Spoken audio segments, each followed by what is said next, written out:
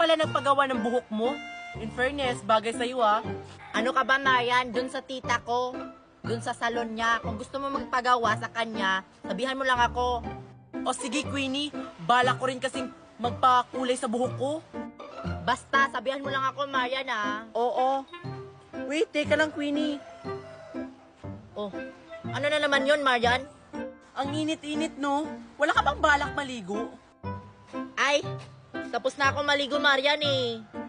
Maligo ulit tayo. Total, malapit lang naman yung paaralan natin sa ilog. Tara na. Eh, di ba may pasok pa tayo? Bawal akong magka-cutting classes, no? Papagalitan ako ng mami ko. Sige na, Queenie. Ngayon lang naman. Ligong-ligo na talaga ako. Sige na nga. Basta, ikaw yung nagdala sa akin, ha? Pagpapagalitan ako ng mami ko. Ikaw talaga yung isusumbong ko.